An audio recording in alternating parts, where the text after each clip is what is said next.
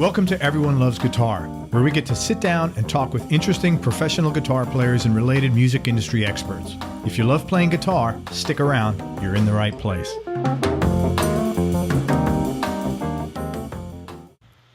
All right. Hey, everybody. This is Craig Garber from Everyone Loves Guitar, and today I've got a great guest. We're talking to Jeff Zona. Jeff's a guitar player who's featured in the Spotlight column of Guitar Player magazine at the ripe old age of 19.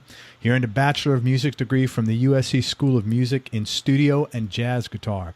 He's recorded several original projects as an instrumentalist and songwriter, and has also written a guitar instruction book called Chord Voicings for Guitar. Currently based out of Nashville, Jeff's toured with successful country artists such as Grammy Award-winning and five-time CMA vocalist Lee Greenwood, Grammy winner David Ball, and Lori Morgan. Other artists he's worked with include Clay Walker, Steve Holy, Pam Tillis, Craig Wayne Boyd, Lindsay L., Trent Tomlinson, Tammy Cochran, and CMA songwriter D. Vincent Williams in the Nashville All-Stars. Jeff was the featured guitarist and vocalist in One, which is a show at the Alabama Theater in Myrtle Beach, South Carolina. He performed regularly there with Herb Reed's original Platters. His numerous television appearances also include TNN and CMT, and among all the musical projects he's involved with, he considers the many performances on the Grand Ole Opry to be the highlights of his career. Jeff also owns a recording studio where he produces not only his own music, but also music for other artists around the country. His third and latest release, Here Comes Life, was produced entirely in this studio. Jeff, thanks so much for your time. Thanks for coming on the show. Thanks for having me. Hey, so talk about your Grand Ole Opry appearances. I could definitely see why that would be the highlight of career, but why are they so special to you? Well, first of all, when you come in the parking lot, you got to get signed off, have your name on the list. And even just from the very start of coming through that entrance, that back entrance, Grand Ole Opry, right at the top of the canopy, and the excitement just starts from there. And once you start seeing people even before you get in the door that you recognize. Really? It's just a hodgepodge of just artists and musicians. Oh, I think I recognize that guy. Oh, that's so-and-so from so-and-so's band. And, and this is really before you even get through the door. When you get through the door, there's hallways and everybody has their own dressing room. There's usually, 10 to 15 artists that are playing that night. And they all leave their dressing room doors open. So when you walk through the halls to get to your dressing room, you get to see people jamming, and it's a great place to catch up with. You usually run into people that you know, some people that you don't know that you might just meet. And it's just very exciting because they're all there in one place at one time. And I'm not even getting to the fact that when you get on stage, how exciting it is. I mean, one of the last times I was there, I think it was last year actually, because I played there with Lee Greenwood, I played there with Lori Morgan and Clay Walker, and it just seems like every time I'm there that when you're on stage, there's some excitement that you can't explain, and the house is always full when you look out in the audience. It's a big stage. It's been, there's iconic artists have been there. It's the Grand Ole Opry, and you feel it without being able to explain what that feeling is. It's just a feeling of reverence, and you even sense it with the artists that you're playing with. You sense it with the people that are performing, that you would think, well, this is old hat to them. And every time you think it might be old hat, it's like every time you're there, it's that same old excited feeling, So I can remember last year when, they usually pick an artist that hosts the show. And I'm on stage right, and Lee's in the center, and we've got the whole band. But who is announcing and who's hosting? It's Ricky Skaggs, and he's like 3 feet from me. So it's kind of like this is so odd. I'm right here just looking at Ricky Skaggs announce us, and he's right there 3 feet from me. And it's just a reverent feeling and experience. And I think it's hard to put your finger on exactly how to describe it, but that's a good start. It's a real fun place. And that doesn't go away. The more you play it, it's not like you get used to it. You still get to that same Yeah, you same get rush. that same feeling. Yeah. I'm sure it's different for maybe the house band. They're there, every week, and they're all really nice guys and very well respected players. And I've gotten to know several of those guys and played with them. And it might be different for them, but it just seems like for all the rest of us who are doing guest performances on there, it's never changes. It's just that excitement in the air there. It never goes away. When you first said that everybody leaves their door open, I was surprised. But really, if I look back, everybody in Nashville, every artist I've spoken to is extremely warm and like giving. So maybe is that a Nashville thing, an extension of that? Yeah, it certainly is. I mean, I think a lot of the country artists in the community are very approachable, and they if they do have any pretensions, they definitely don't wear it on their sleeve. In the Opry, I don't know if it's just a tradition that you could close your door but I rarely ever see a dressing room door closed, and I think that's a good sense of community, and Nashville's known for that. So, yeah, it is, and I would say as somebody who's visited Nashville as a tourist, the people that live there are equally. I mean, my wife and I were overwhelmed with just how everybody was just genuinely nice. It was the nicest place I've ever been, except maybe equal Hawaii was very nice as well. But right. It's just people are just like genuinely just nice. Like when they say y'all come back and see us when you go to a restaurant or a grocery store or whatever, it's like you get the feeling they actually mean it. It's not like lip service. Right. Which is true. Cool. That's true. The people are genuine and approachable, and I tell you, the only thing that will affect that is the traffic. Hey, it's like that everywhere, I think. You just released your third CD, Here Comes Life, and that was done entirely in your studio. How was that, the recording process or the overall experience versus your first two CDs? Well, that was a project that I was prompted to do from people who were coming to see me at the theater and seeing me perform. They were kind of wondering, well, when are you going to do a project that features your guitar playing? So I made it a point to record a few instrumentals that in my mind weren't so crazy out there, jazz, outside, anything that might lose the average listener. I kind of tried to make those a focus that would be accessible enough to the average listener, but yet interesting enough for a musician to listen to. And that's how that project came about. And it didn't fully focus on instrumentals. And I had some songs on there. I had a little bit of help, but I tell you that after coming back to Nashville the second time and realizing when you're in a town like this where there's so many studios and so many good musicians, it behooves you to enlist as much help as you can afford to.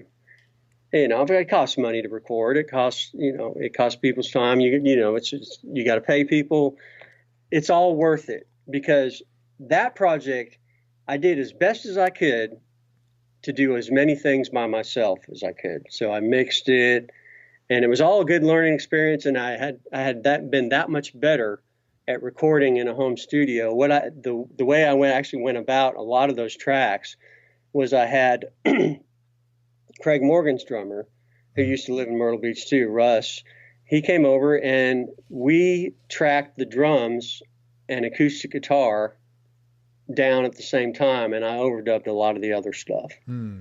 Whereas, which a lot of people, have done it that way. You start out with a scratch guitar and you try to get the best drum track you can, and then that's the main concern going on your initial tracking. However, if I had to redo it, I would probably just spend more money on it and get all the players to track at one time. And I would probably hone the songs. There are a few songs on there that probably weren't ready to be put to tape yet, but I'm actually real proud of a few of those instrumentals on there, and there's kind of an achy breaky backstory to that particular project, because and I say achy breaky heart because this is one of those songs that I heard Billy Ray talk about. Why we had no idea that was going to be such a huge hit. Well, on this Here Comes Life project, I recorded a song for my late grandpa Zona, and it was almost an autobiographical. Well, it was an autobiographical song about how he affected my sister and I, and I was able to take all his old reel-to-reel recordings that I eventually, years and years ago, had transferred to DAT tape. Well, I had the DAT tapes put over to hard disk, and I, with the courtesy of Pro Tools, I could weave in and out excerpts of him interviewing us as kids. Wow. In his third floor attic in New York. We used to go visit him once a year, and that song turned out to be the highlight of the project. Wow. Yeah, and he used to do this. He used to play this song for us. He called it Sapunia, and it was a marching band song, and it was a song that he heard every year when the parade came through his town, and I used that as the theme behind the whole song. And anyway, it turned out to be the most talked about song of the whole project. So, and it's actually called Sapunia on there, and it's that song is available. It's available on iTunes. I got some of those projects on iTunes and CD Baby and stuff. So, awesome. It's amazing how that song came out to be the most talked about one on the project, and and it's completely autobiographical. The words and everything are all true tales about our growing up experiences with him. That's very cool. So it was like very nostalgic for you, and it turned out to be rewarding. Yeah. And what happened, that he passed away when he was 90, and they had a celebration for him on his 90th birthday. He was still living, and I got to play him the first rough mix of this song. Oh, very cool. It was amazing to see the look on his face and the smile that he had when he heard this song. And it was only a couple months later that he passed away, but he got to hear the song before that. So it's a good experience. And it's just one of those things that you never expected that little diddly of the song would be what it became. But it really touched my family a lot too. So. Well, that's awesome. I'm glad you get to experience that. Yeah. Let me ask you this. Do you, I don't know if you know, do you know Dave Baker?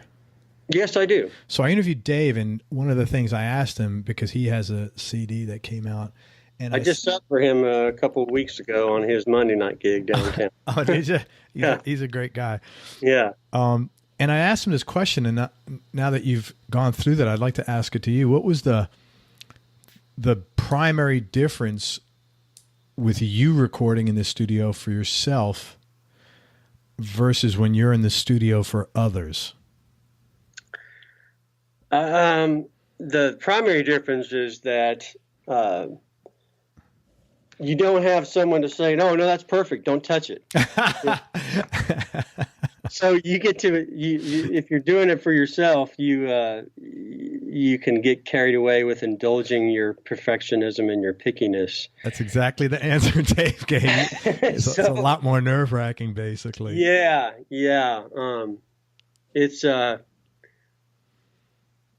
It's easier to record for others, I think. Yeah, that's almost verbatim what he said. You know? Yeah. A lot more pressure, you know. Yeah, it's just more nitpicky, like you said. Exactly. Yeah. I like having someone else's opinion. And that's one of the things that when you're doing tracks via online, it's always in the back of my mind thinking, God, I wish this person were here. So that way they could, what if they are completely thinking about something else that I'm playing? What if I'm not in the right vibe?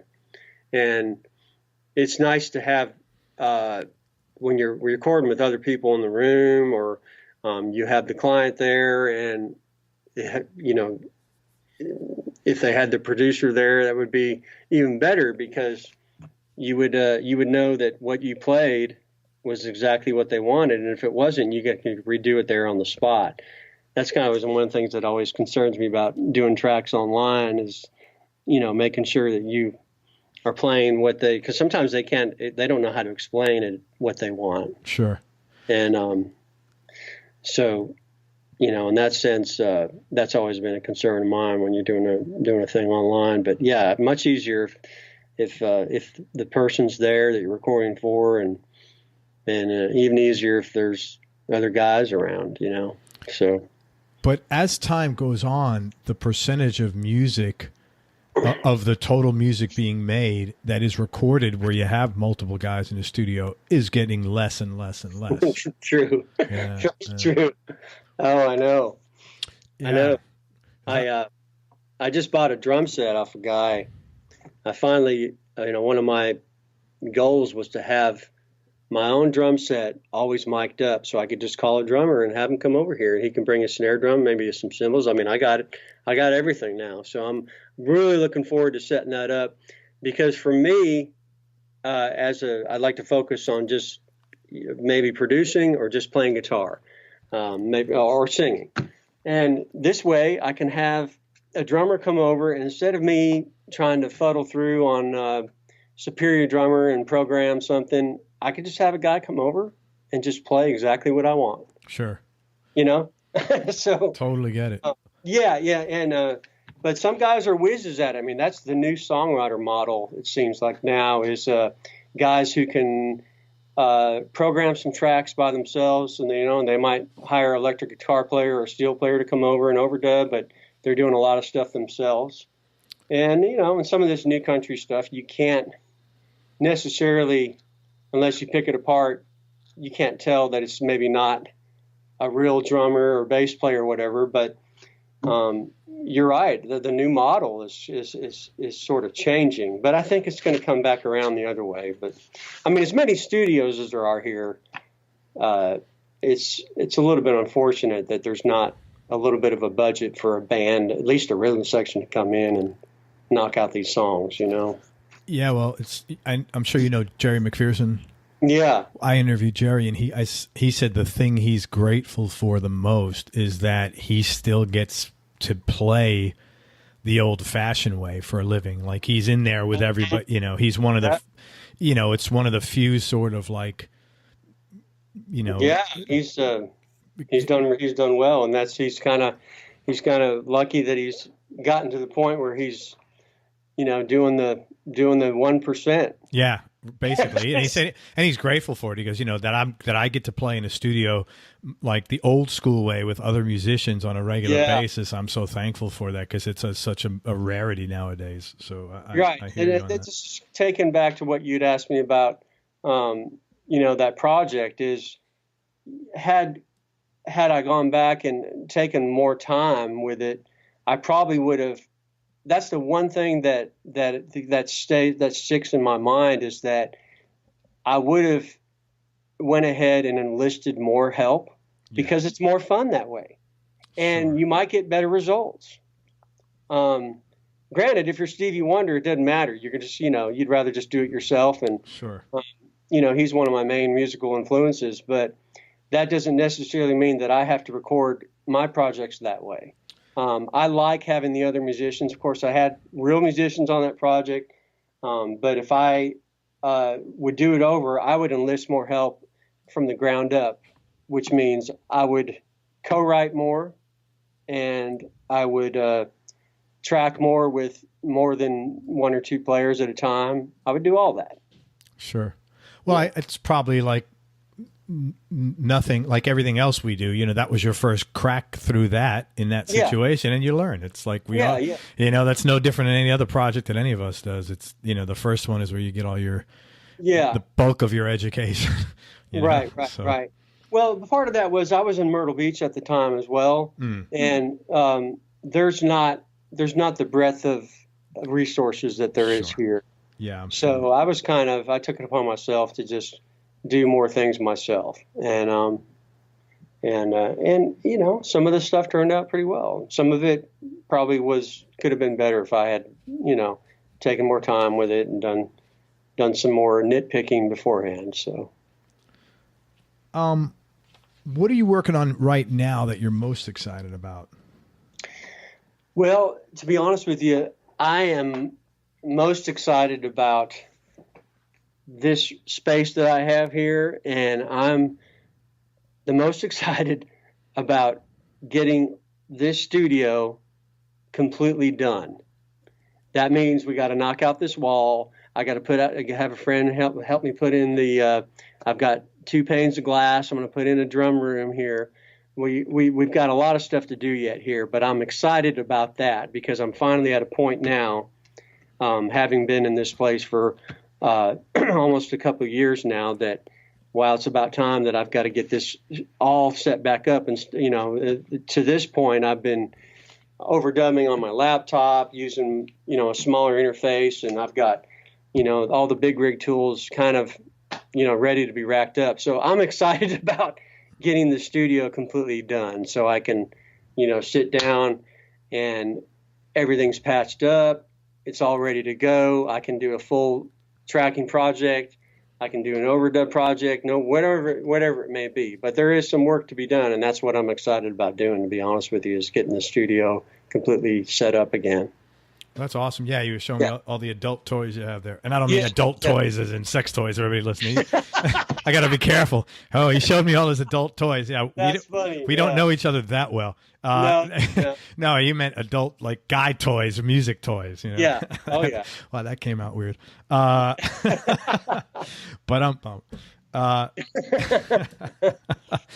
hey, where are you originally from? Where'd you grow up? Well, I actually grew up in Southern California. No way. Yeah, my mom and we moved from New York. Where? I was actually born in Rochester. Okay, way upstate there. Yeah, right on the border. Yeah. Yeah, and when I was about 5, we moved across country to basically to L.A. is where we landed, and not long after, it was Orange County. I went to Fountain Valley High School. I grew up in the summers, I could go boogie boarding every day to the beach. It was like 5 miles from the beach. You could take a bus. You could ride your bike. Very cool. Yeah. And so I grew up there, and I actually, that's how I ended up going to USC School of Music. Both of my high school music instructors had both gotten their masters from there, and they spoke highly of it, and that's what ended up happening. So I grew up in Southern Cal. That's what I like to say. My mom and sister and a lot of that part of the family are in Virginia. So I kind of call Virginia home as well. And many of the artists that I work for, they usually pick a place and they stick with it. I've been introduced from Southern California. I've been introduced from Virginia, and my mom kind of finds it funny that, well, where are you from again? So when you say I grew up, I did spend most of the time growing up in Southern Cal. So you have such a strong Southern accent, though. Man, that's not from Southern California eating. No, but it must be by default because I've been in the Southeast for so long now. Yeah. That it just kind of embedded in, I guess. Interesting. Yeah. What was your childhood like? My childhood, I'd have to say, was so good. You would have to really, really dig hard to try to complain about it. That's great, man. I mean, my mom raised us and she worked so hard, and we had a lot of independence. My sister and I grew up. She's 5 years younger. We had a lot of independence. We had a lot of time to either be bad or or not. Luckily, we came out great, but she did. She was very supportive. It was suburbia. It was Southern California. We had a nice little modest 3-bedroom, 2-bath home, and We had good family life. We always had a uncle or an aunt living with us. My mom was really the rock of her family, and she would, if anybody needed help, she would take them in for a while. And we had really good relationships with all of our aunts and uncles. And man, I just can't say enough about how good a childhood it was. She was very nurturing, and they were so supportive. My mom let my neighbor's dad build a complete soundproofed rehearsal space for a full band inside our garage. My mom was so willing to let me follow my muse that at one point I recall, I must have been 15, maybe 16, she let me basically move a bedroom out to the garage. Wow. And needless to say, or maybe I shouldn't say needless to say, because it's an interesting fact that when in high school, I really was into progressive rock and metal, and, you know. Like who? Well, you know, like the early Judas Priest and Iron Maiden, the early Scorpions, the Ulrich Roth. Michael Schenker was one of my big influences as a kid. Wait a minute, man. I'm going to write this down because you're the first guy in Nashville to tell me that you were into Uli John Roth. Yeah. That guy was a badass. He played some weird guitars, man, but he was a great player. Insane stuff. But they let us build a complete rehearsal soundproofed room in the garage. And when it got wind of it in the neighborhood, people would come over and hang out, and it started to get out of hand. There were people coming over that we didn't know. And it became out of hand. And some of the artwork, should I say, that's a nice way of saying the graffiti on the drywalls that people would start writing and leaving their tags. marks. Yeah. Yeah. And we had to tear it down eventually. It just was too much, you know. It just became a hangout for people that we didn't even know, and so we had to chill. Yeah. That's funny, man. Yeah, it is funny, I tell you. That's so. Now that you have a 2-year-old, and congratulations on that.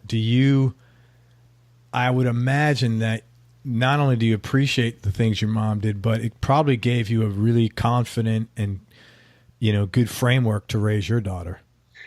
Yeah, I think the most important thing is to, you know, like I said, I joke about how I waited a long time to finally start a family, but in a way that I'm glad I did, because I feel like when I look back, I wouldn't have been ready for many reasons, but yeah. Most of all, I appreciate the opportunity to be a family man now, more than I ever would have in the past. And, you know, I'm just more mature in my mind about priorities. Yep. And I'm able to accept the shifting of priorities much better than I would have 10 years ago. Sure. So yeah, to answer your question, I think it did provide a good framework, and mostly because I'm up to the task, and I'm appreciative of the opportunity to be in this position now. So. Sure. I could tell you for sure, man, like we have 3 kids, and I had my first at 26, which was dumb, but I had I had my last, I think, at 36, and just the age, and even, you know, that's still young, but just the 10 years more. Yeah. You are definitely more patient, more understanding, more tolerant, for sure. Yeah. So I think everything you're saying, I agree with that for sure. Yeah. And hey, since you mentioned this, I never get to talk about this, man. Let's talk about, like, just for 1 minute, Iron Maiden, the Scorpions, and early Priest. Because I like, you know what? I'm one of the few people, I think Iron Maiden was so much better with Paul Di'Anno. Those first 2 records were awesome. Man, they were, I tell you. And that's kind of what we, you know, the Killers album was a big thing for us. And God, I can remember us playing, these are spotty memories, but they're there. I can remember this band that I had. We played Transylvania. I know that song. We played Transylvania in a competition in the high school gym talent contest, and we lost. But we lost to my friends who were not as good musicians, but they played the U2. Of course.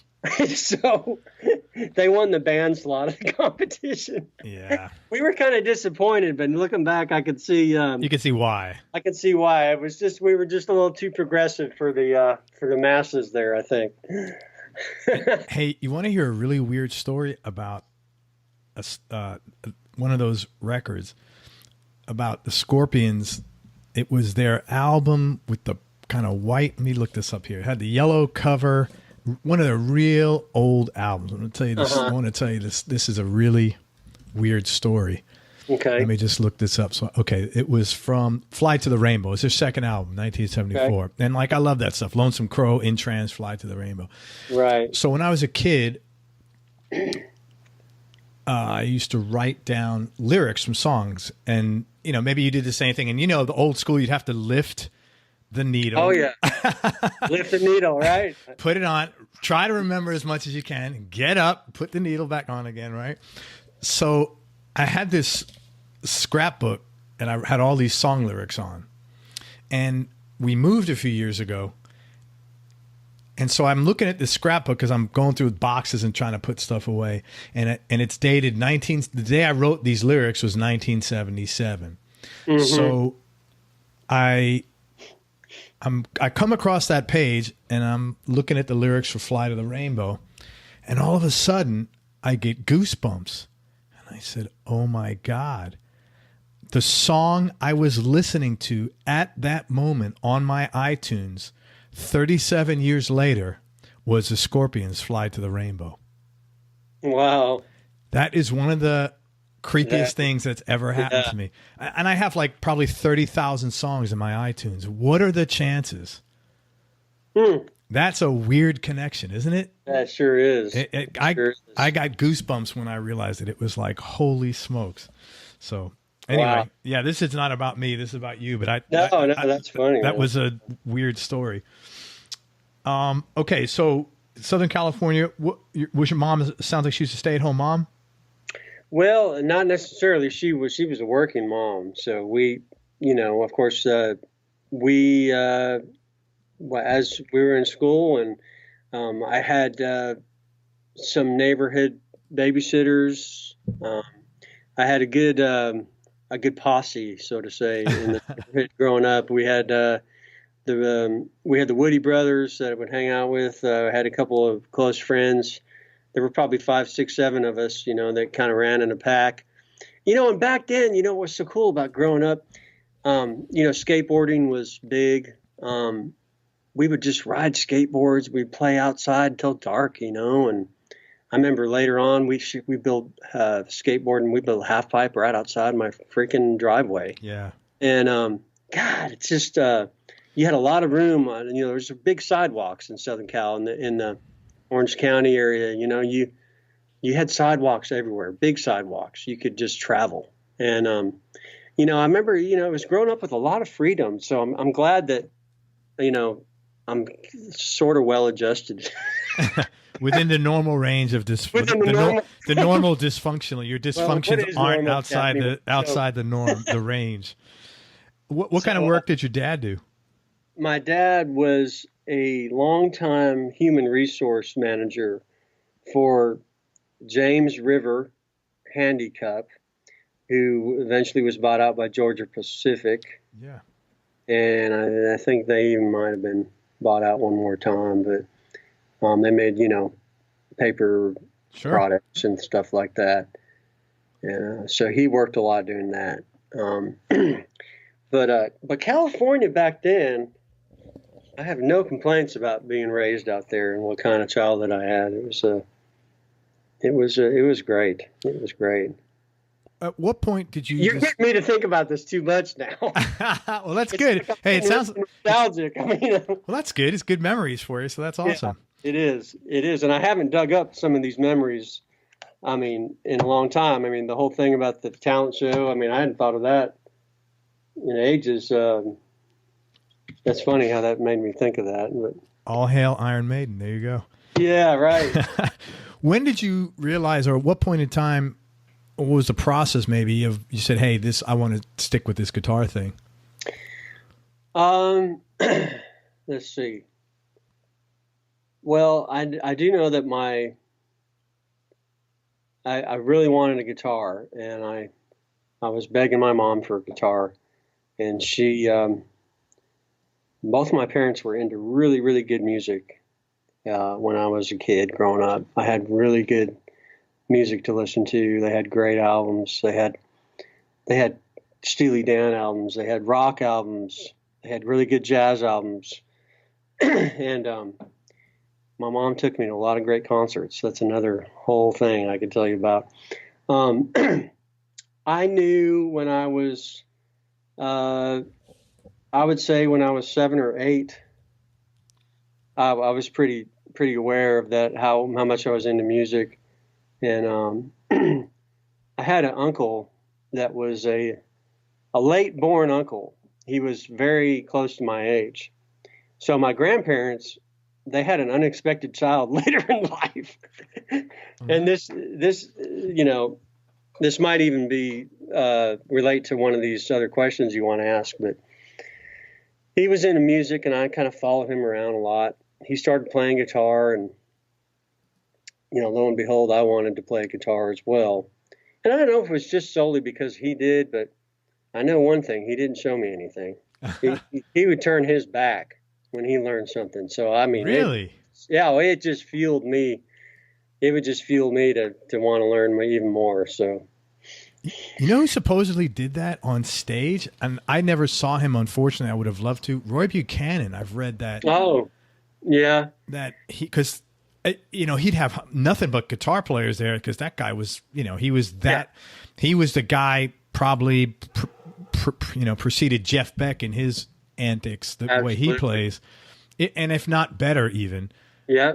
And he supposedly turned his back all the time. I never saw him though. So I don't. Yeah, I haven't heard that it was like an intentional thing, but I bet he was either a little bit shy about performing, but also a lot of guys, they do that because they want to be in contact with the drummer. Oh, okay. You know, they want to get closer and share the deal with the drummer, you know. And he was in California as well. Yeah, like Bakersfield, I think. Yeah, I got a couple of his cassettes, bootleg cassettes, that I think I transferred to a disc at one point. He was a real big influence on a lot of the, you know, Nashville guys and others. Just a lot of people were really influenced by him. Amazing. I mean, phenomenal player. Just you can't even describe what he does in words. Right. Just off the charts. I mean, off the charts. Crazy what he plays. Mm-hmm. Absolutely. So I'm sorry. So your uncle basically made you. Sorry, man. We're all over the place. Made you have righteous indignation. Yes. Which is a great fuel, because I've done a lot with righteous indignation personally. Yeah. Yeah. So he made you say, okay, I'm going to do this on my own. Pretty much. Yeah. You know, when I used to visit my grandparents, they lived in Connecticut, and he did get me into some good rock and roll. I mean, we played, I'm doing these quotation marks. We played band together. Mm-hmm. We were just faking it. We had the badminton rackets and the hassocks, and we played band. I tell you what, he got me into Kiss. He got me into Aerosmith, Grand Funk Railroad. Some pretty good early rock records I was exposed to. And, you know, you think about some of those records, Closer to Home, Grand Funk, Aerosmith Rocks. Yeah. Oh, what a great album. Even Kiss Alive 1, you know, I mean, great it's like, album. How could you not get so excited about rock music. Sure. You know what I mean? So, I mean, I had the exposure to it, and of course, as kids, you get a lot of time to mess around with that stuff. And you know, I only wish that I'd actually taken the leap to actually play a little bit earlier instead of just pretending to play. I mean, sure. But hey, you got to start somewhere, right? Remember that song Black Diamond on Kiss Alive 1? What a great song. Yeah. Great, very cool song. So how did you get into playing country? Because you grew up on the same music pretty much I did. Man, I tell you what, when I was in college, I went to USC, and I sort of became one of the guys that was a versatile player. And I actually had a friend in college, and actually he's in California. His name is Mike Parsons, and me and him used to get together once a week, and he would show me some bluegrass stuff, and we would play acoustic together. And I really started to get into that. And you know what? I think it was him, now that you ask, I think it was him that first exposed me to Ricky Skaggs. Okay.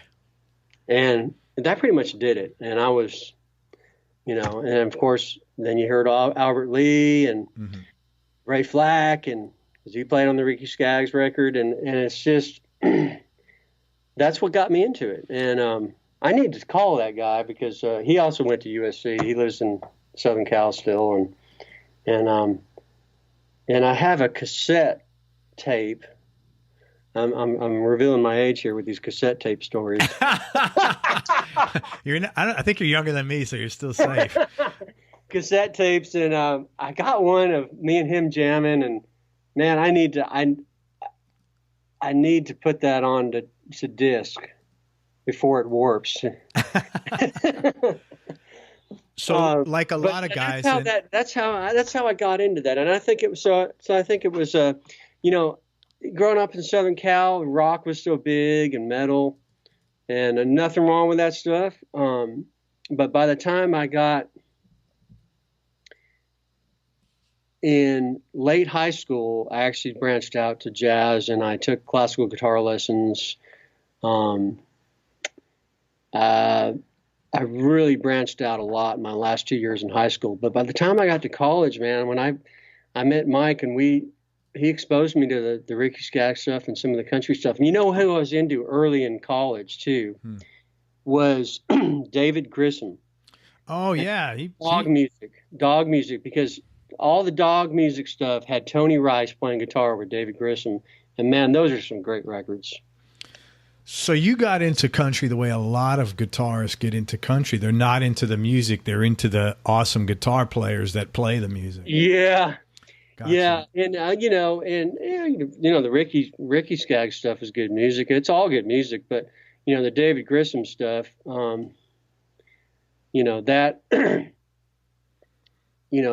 almost like newgrass, at the time. It is. I have some old recordings of, I think, him and Jerry Garcia. I'm pretty sure. Oh yeah, right. Grissom and Garcia. He certainly branched out, but some of those couple records that he did, just great playing, great band, and of course, being exposed to Tony Rice playing bluegrass guitar. I mean, that's just you can't get any better than that. And what prompted you to move to Nashville? When did that happen? Man, it happened. It happened the first time in 1990. And I had a pretty crazy ex-girlfriend that came here first. God bless her. Man, we all need one of those. Yeah, sometime. Yeah. And I was. This was after college, and I had, the last couple of summers in college, I had moved. Like I told you, my mom and my family in Virginia, and I ended up staying in Virginia and doing some cool things, but. When I talked to her, and she had already moved out here, she was a singer. I moved out here. She was telling me, you need to come out here and check this out. There's all this talent all around, and these songwriters, man, they do these writers' nights, and you can hear 5 or 6 people that just sing incredible, and there's all this stuff going on. And she was right. And at the time I was working a day job. I was delivering computer parts to the Pentagon and back every day. Wow. So, Okay. Yeah. This was in Virginia. This is in Virginia. Yeah, this is in Virginia. This is before you needed a high security clearance. I could never pass it. So one day, I just decided I need to go, and I picked up. I had a little Mazda B2000 truck, and I put everything I owned in the back of that truck, and I drove from Northern Virginia all the way to Nashville, and the rest is kind of history, really. But very cool. That's how I ended up coming. That's how I ended up coming there, and it was a good time. It was a good thing to do. Let me ask you this. You've done a lot of different things. You had a great career. What are some, we all pay tuition in our businesses, whatever they are. And what are some, if you're open to sharing one or two mistakes you might have made along the journey, and what were the lessons you learned from these mistakes? I would say, one thing that, well, of course, easier to figure it out looking back at it. One would be to maybe not move so fast. In other words, I feel like some of the mistakes I made were taking one job after another. Taking the first gig that comes along, so to say. Mm-hmm.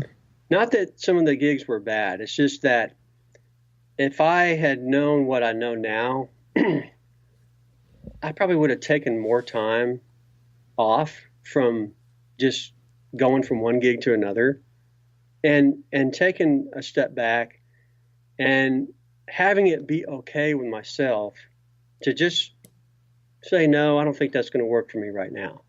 And having a more mature insight to the fact that you may do better if you choose the right opportunity rather than, oh, here's an opportunity, I'm going to take it. Does that make any sense? Yeah, but it's very hard to, if you have a good work ethic, it's very hard to not, you're driven, you're goal oriented, and you're like, your mentality is, I got to make hay while the sun's shining, and you don't realize there's a lot of hay out there. That's the problem. Yeah, exactly. Yeah, I totally get it. Now, I'm trying to put this in words, but now I just thought of another way I could say this, is that a regret I might have is not taking enough time to look at the whole big picture. Because some of the decisions that I made took me away from things that might have led me closer to where I would want to be, if that makes any sense. Sure, absolutely.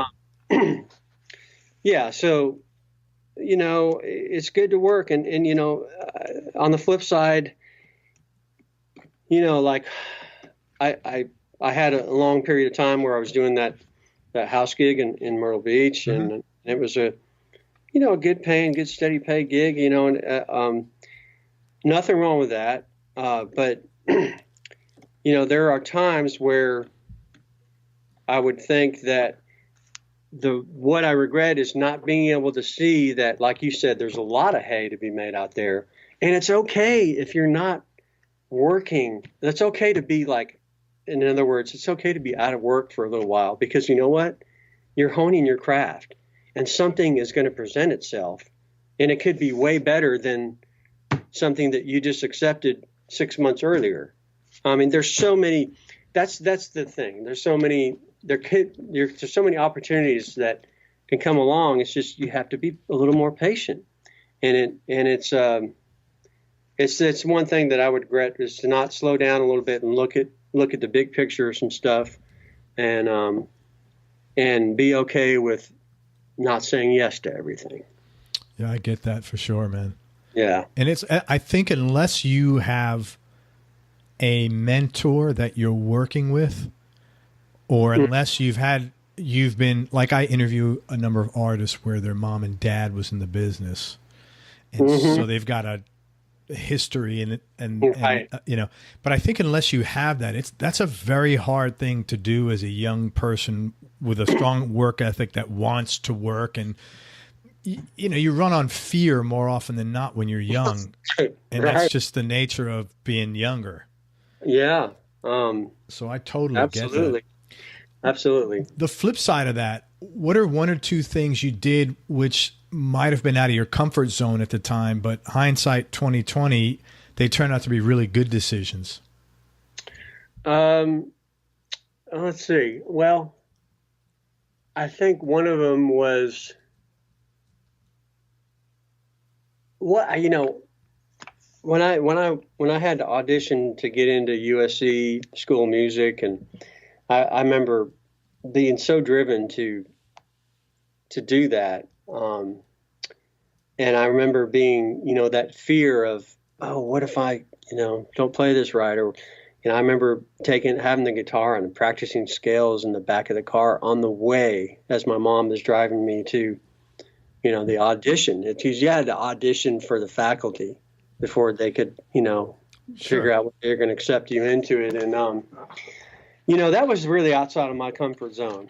And, but I'm glad I did that because, I think that, you know, the experience makes you more knowledgeable. And, you know, that was on the, you know, going to college and being exposed to some of the there's a lot of nice people, helpful, but there were the fellow students and a lot of the guys that were ahead of me getting their masters at the time were very talented folks.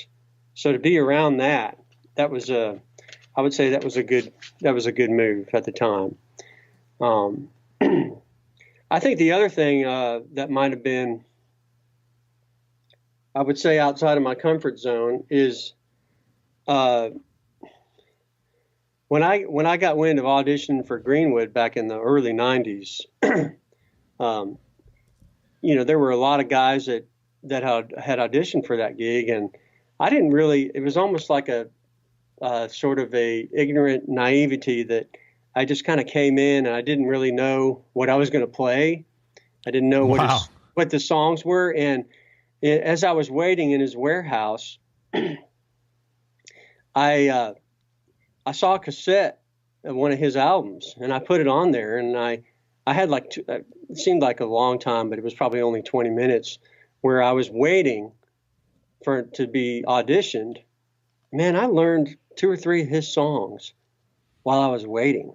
And it was like I wasn't nervous or anything. It was an interesting experience being, you know, in my early 20s doing that. And just, you know, that was a great experience. And, you know, I take with me that confidence and some of that, in a way, it was kind of that naivety that I had that actually helped me in that situation. And, you know, I think I have to attribute some of that to having some developed ears to be able to learn something on the fly like that. And that's what I was thinking when you told me that. I said, my God, your ears must be phenomenal. I did. I did well on that in that particular case. And, you know, he had me back to sing around the piano a second time, and that pretty much sealed that deal. And that was a good experience. That was a good, you know, milestone for me. But sometimes when the universe is behind you on something, yeah, it's like you can't screw up. You know, when something's meant to be. And I hate to be so, well, you're from Southern California, so this is normal talk for you.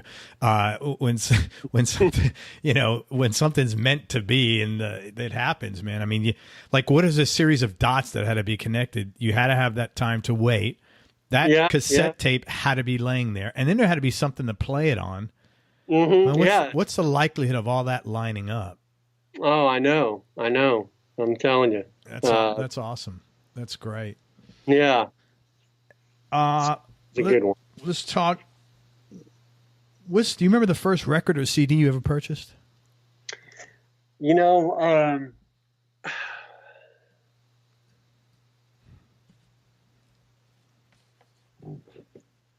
I thought about this as a two-part question because I don't remember. I was trying to think of this, and I was trying to think, well, which one did I actually buy? And then I started thinking about, well, wait a minute, what's the first record that I got by myself, that I got on my own? Is that kind of the... No, you tell me. Just the first record that came into your possession that you bought or that someone bought for you and you got listened to. Right. I'm trying to, that's a tough question because I want to go back very, very far. Like I said, my parents had really good records at my disposal. And,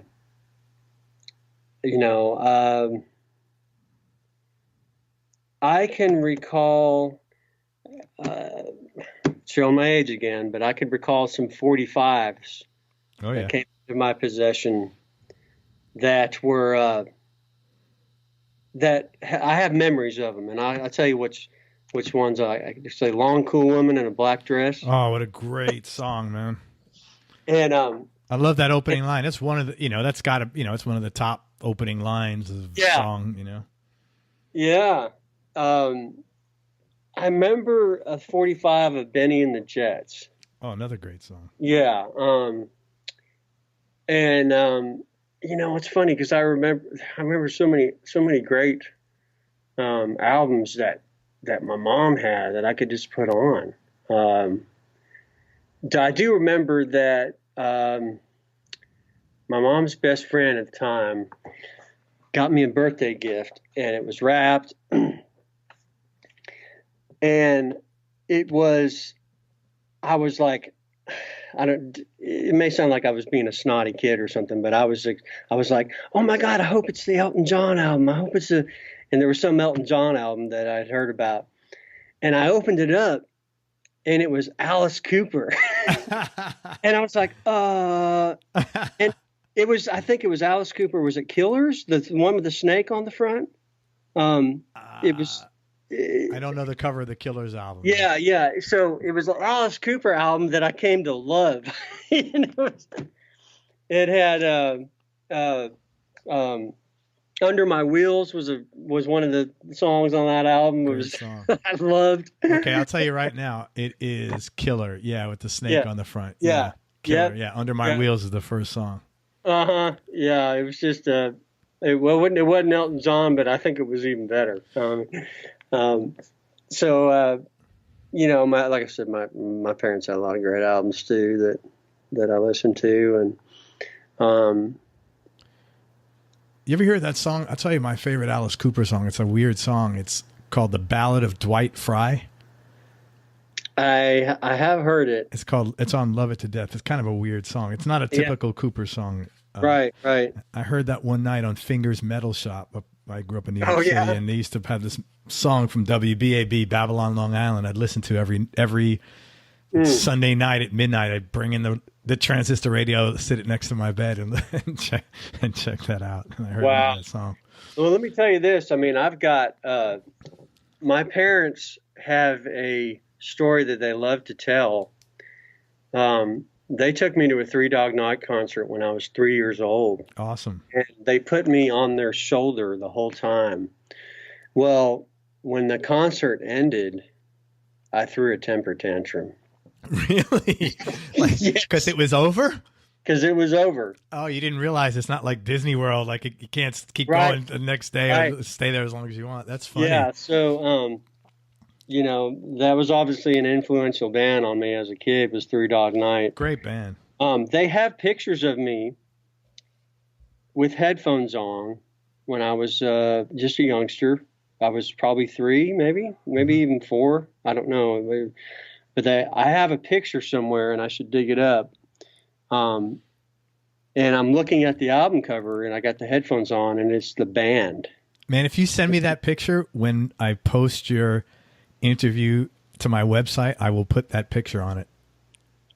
Okay, well, I'm going to find that picture because actually my mom's here with me this week, And we'll between the two of us, we're going to find that picture, and I'm going to send it to you. Yeah, man, that'll be the picture I use on my website. I think there might be another one too, and the other one, get this, I had the chance as a kid to just put on any old Led Zeppelin record. Mm-hmm. And I know there's a picture of me. I think it's Zeppelin 4. Yeah, man. Send one of those pictures, and on the everyonelovesguitar.com website. Okay. You know, on iTunes I can't put it, but on the everyonelovesguitar.com website I will put that picture right next to your interview, so it'll show it. It'll be very cool. Yeah. Very cool, man. Okay. Hey, this is probably a difficult question to answer, as steeped in music as you are. But if you weren't doing what you're doing now, what do you think you'd be doing instead? Well, I always thought that what I would be doing, what I'd want to do, not that I'd know that I'd be doing it, is to be an ad guy. In other words, I would want to create ads. Sure. I would want to create commercials. Okay, so TV ads. I would be in marketing. Okay. You know that's what I've done for the last 18 years. Yeah, right? I know. You told me that. And it's just a coincidence that you do that. And I always thought that what would be so cool is to be one of the guys that gets to be paid to create clever ads for companies that need advertisements, whether it be magazines or TV, radio. That's what I'd want to do. Well, we need to find out how to swap lives for like a month, because I'd love to play guitar professionally. so I would gladly give you, loan you my skill set for a month without a problem to get yours. Are you sure you could afford the cut and pay? To experience that, I could do anything. It would be a labor of love, let me tell you. You know, okay. I know you just had a daughter 2 years ago. Are you married?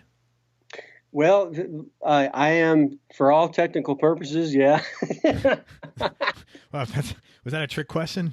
No, not a trick question. Yeah, I have a significant other, and she's a big part of my life. Oh no, I didn't. Yeah, you know what? I need to rephrase that, because like no one's married nowadays, and it's not a big deal. Well, it's not that. That's not true. I mean, we'll end up getting married. It's just to be on a personal level.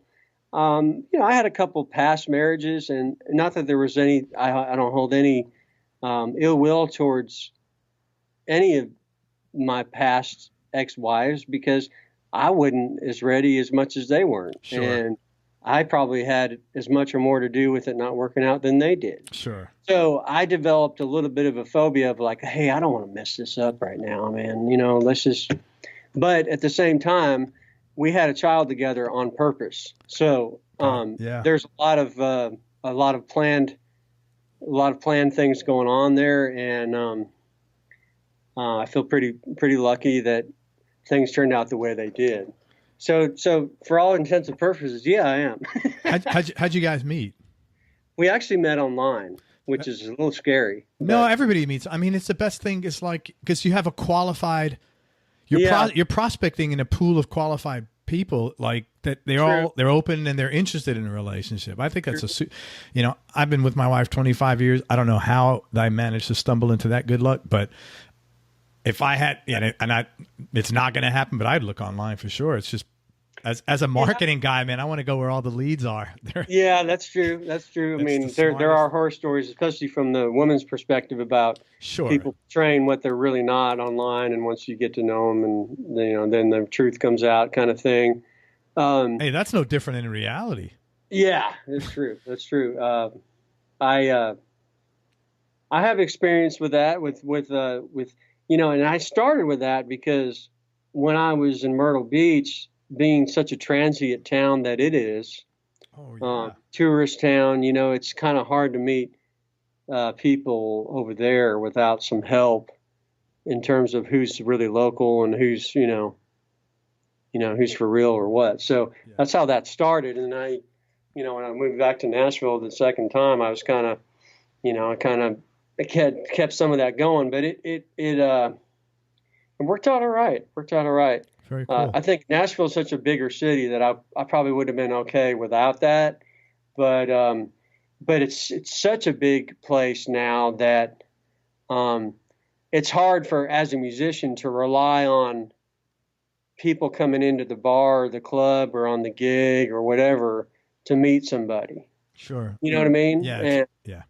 so that's a tough one. So that's why people end up that's one reason I end up going to that route. So Hey man, I know exactly how you feel because I was married when I was really young, and yeah. then when my current wife and I were going to get married, I remember the only reason I did it was because I had more confidence in her decision making than in mine.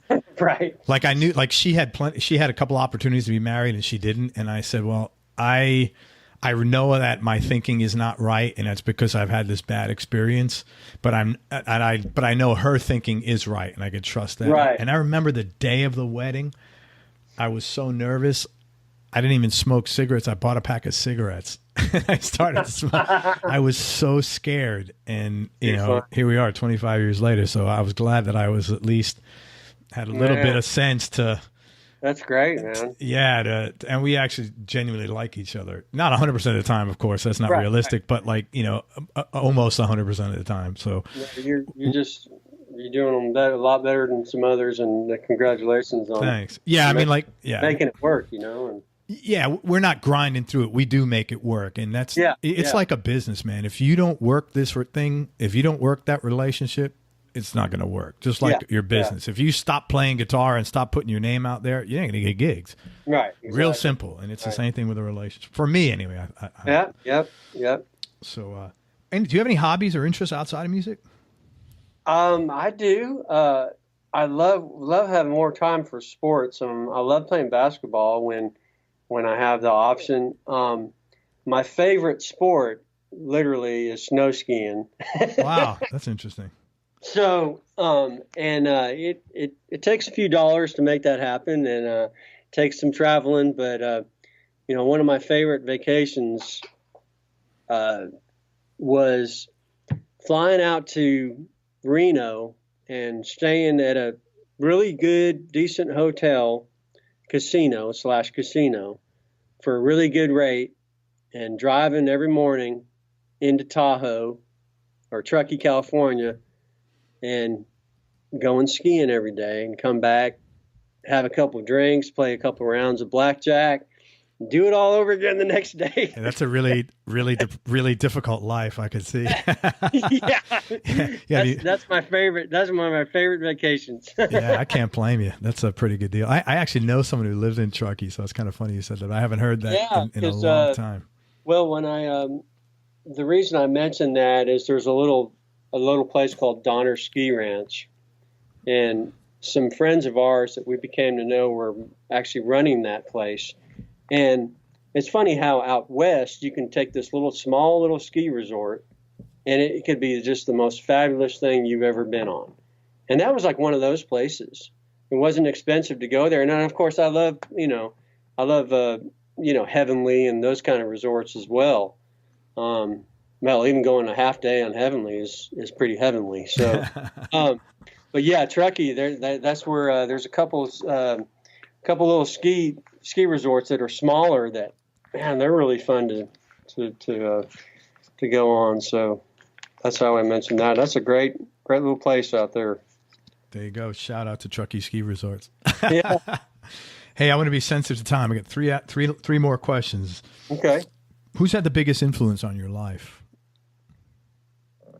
Well, I tell you what, my stepdad has been in our lives since we were a little kid, and he has been such a blessing to our family. And I had this joke a while back, and his name is Brian. We used to call him Uncle Brian, actually, when we were kids. And anyway, so he's fully entrenched in our lives and always has been.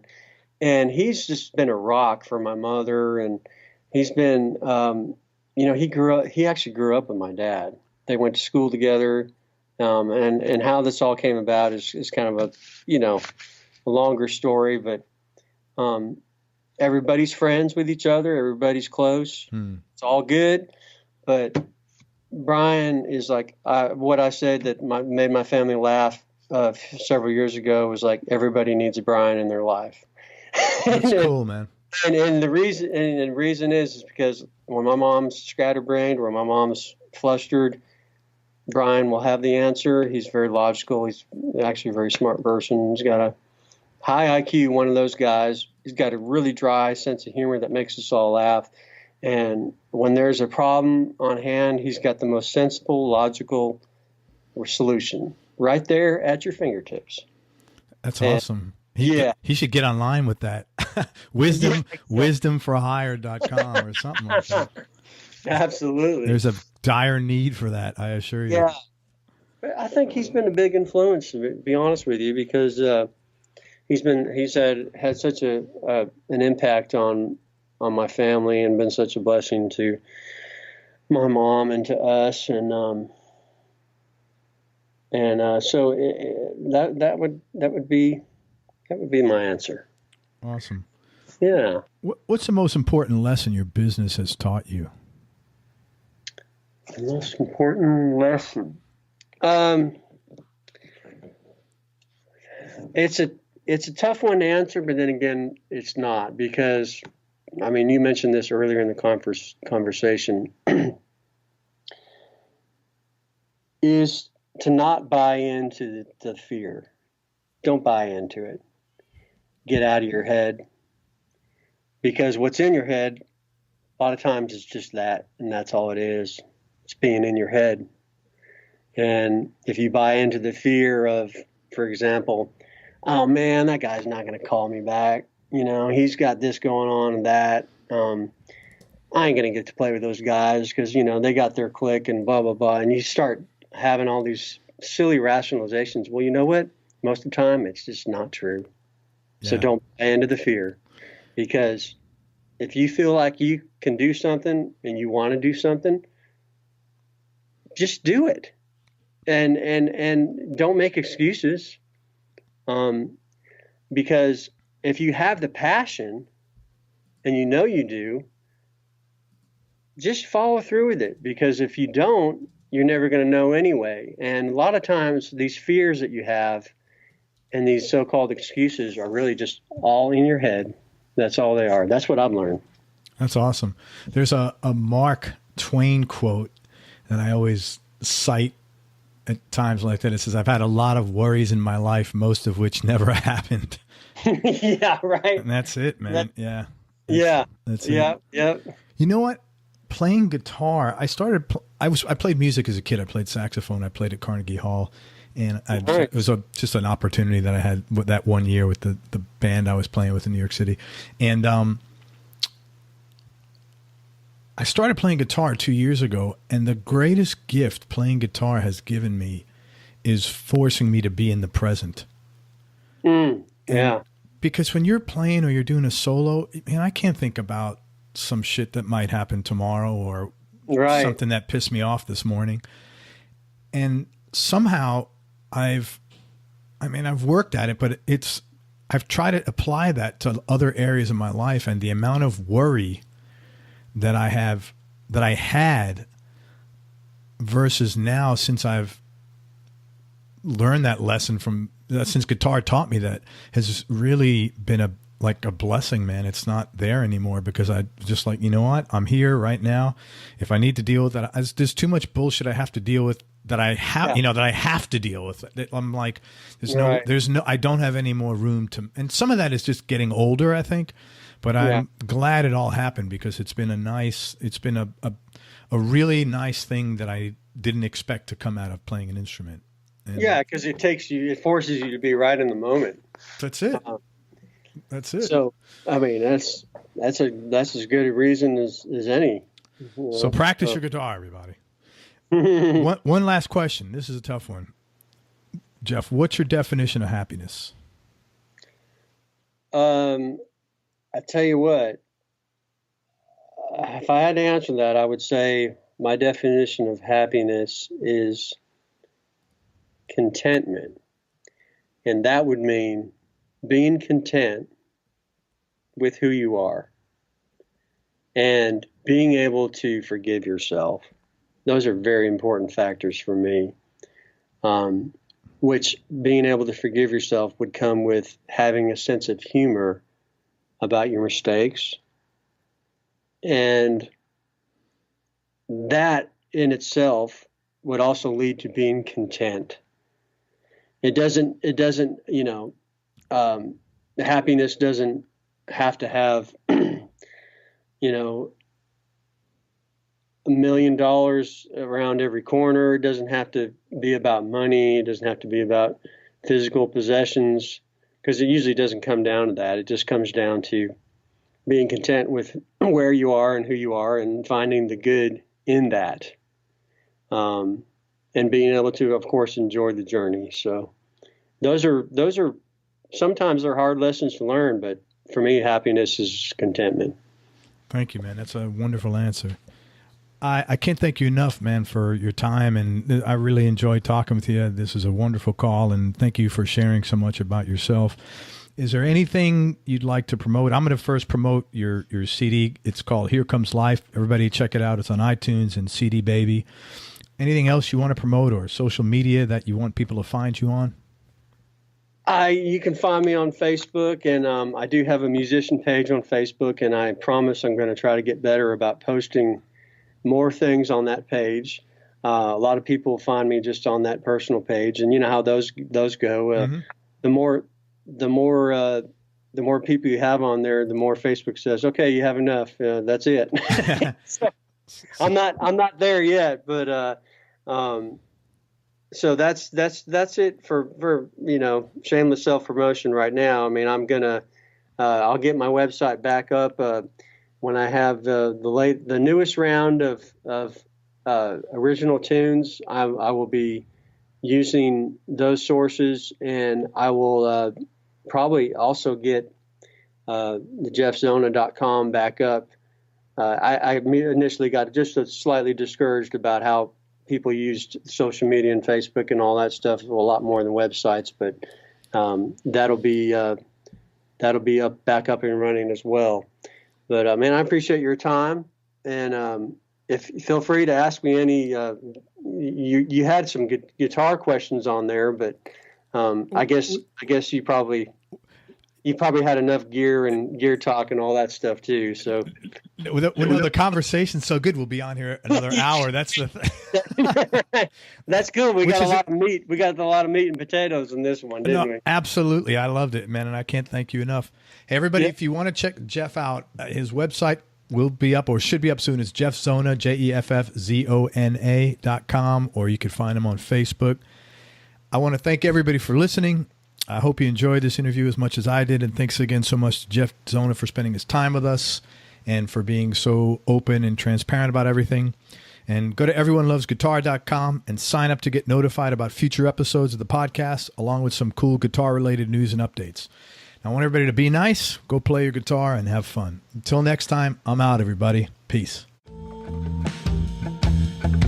We hope you enjoyed this show. If you did, subscribe to the Everyone Loves Guitar podcast, and you can do this online at everyonelovesguitar.com or on iTunes. And if you like the show, please leave us a 5-star positive review. The more 5-star reviews we get, the higher our show ranks, and higher rankings mean we get to continue speaking with cool, interesting guests on our show.